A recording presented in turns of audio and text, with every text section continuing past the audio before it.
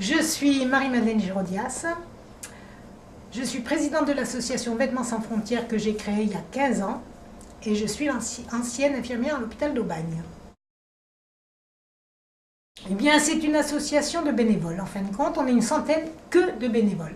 Et on aide un petit village avec une vingtaine d'enfants que nous parrainons. Nous faisons des programmes à long cours avec les gens du pays, avec les gens du village. Nous avons créé comment on appelle ça, des programmes de développement. C'est-à-dire qu'on a et aussitôt qu'un programme est terminé, on en commence un autre. Mais toujours avec les gens du village. Donc on leur donne la matière première pour travailler. On leur donne les outils, on les aide financièrement. Et quand ça marche très bien, ils doivent rembourser, pas le prêt parce que ça serait énorme, mais ils doivent rembourser des sommes un peu symboliques au niveau de l'école pour aider l'école ou pour, comme pour les ruches, continuer de racheter du matériel pour les apiculteurs. Pendant à peu près 10 ans, j'y allais presque tous les ans. Mais pour vraiment parler du pays, je suis contre ces médecins qui vont faire des stages pendant 15 jours. C'est pas que je suis contre les médecins, mais je suis contre le principe de dire en 15 jours on connaît tout. C'est faux. Il faut vivre avec les gens. Moi, quand je vais avec eux, je mange comme eux, je vis comme eux. C'est pas facile d'ailleurs, et puis ça, c'est pas mal quand même. Quand on revient, on est très content de tout ce qu'on a. Mika, c'est une femme extraordinaire que j'ai rencontrée donc en 94 et qui a décidé d'offrir sa vie à ses frères et sœurs, comme elle me dit. Mais c'est une drôle de façon, parce qu'à 19 ans, elle dit j'étais dans l'avion en train de fuir mon pays parce que j'en avais marre et je partais me marier à Montréal. Et dans l'avion, elle rencontre une Française qui, elle, venait d'offrir 2 ans de sa vie à Jérémy, en Haïti. Et Mika me dit j'ai eu une honte de partir, alors je me suis fait la promesse de revenir. Et elle est revenue 15 ans après, définitivement, et c'est là qu'elle a construit la première école. Il y avait 36 élèves, il y avait un toit et 4 poteaux. Elle en est à 13, 14 classes maintenant. Elles sont en dur, petit à petit. Nous avec l'aide du conseil général, on en a construit 2. C'est peut-être pas beaucoup, mais enfin, on fait avec les moyens.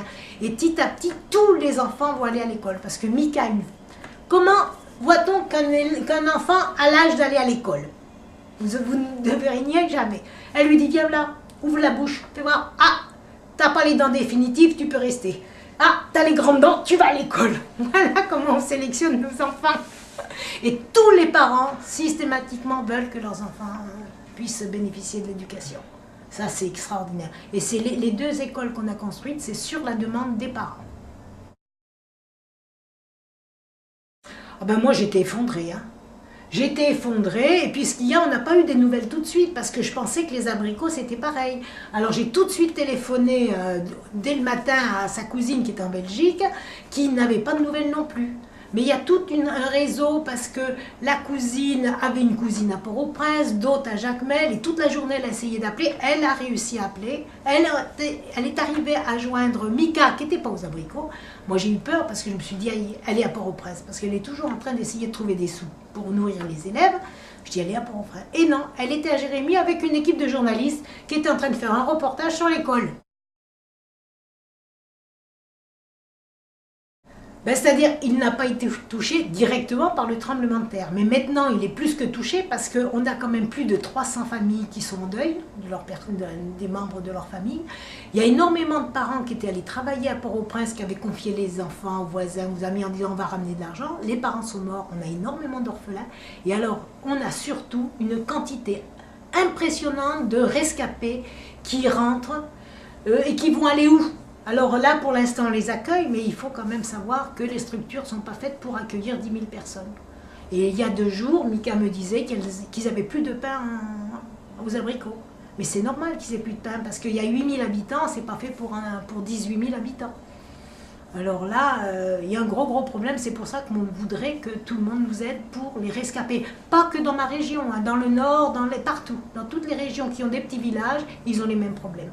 Que ce soit Jérémy, que ce soit les abricots, que ce soit le Morne-Sile, Saint-Nicolas, tout le monde a les mêmes problèmes.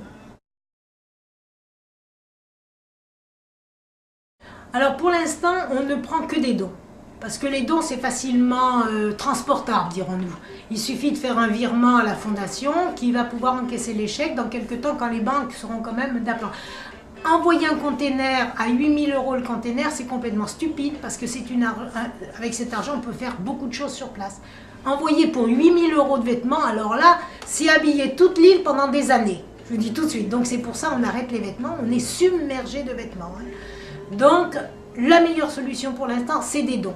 Avec ces dons, ce qu'on va faire, on voudrait trouver un bateau ou de la Martinique ou de la Guadeloupe, le charger en alimentation et si possible, le faire arriver aux abricots sans passer par Port-au-Prince. Parce que Port-au-Prince, c'est pas la peine d'envisager à Port-au-Prince. Et hier, on m'apprenait que le wharf pour Jérémy, qui est à Port-au-Prince, s'est effondré avec la secousse de 6 sur l'échelle de Richter. Il s'est effondré, alors il ne restait plus que ça, il s'est effondré. Ben, je pense que les Aubagnais, bien sûr, puisque je suis d'Aubagne aussi, et puis j'espère qu'ils vont prouver à tout le reste de la France qu'on est quand même mieux. Mais ce qu'il y a, on peut faire des animations. Vous n'avez pas d'argent, mais vous pouvez en récupérer, puisque je connais des gens qui vont faire des crêpes, qui vont faire des gâteaux, qui vont faire des animations, les maisons de quartier, les jeunes. Tout ça, ça va nous ramener quand même d'argent. Vous n'avez pas d'argent? Il y a une dame qui dit, moi j'ai pas d'argent, je vais faire des crêpes, je vous offre la matière première. C'est comme si elle me donnait de l'argent. Donc rien que pour ça, c'est bien. Et puis par contre, si un jour on a un container, j'invite quelques jeunes à venir nous aider à le remplir. Parce que ce jour-là, il y a beaucoup de travail, mais ça se fait dans une ambiance extraordinaire sur le port autonome de Marseille.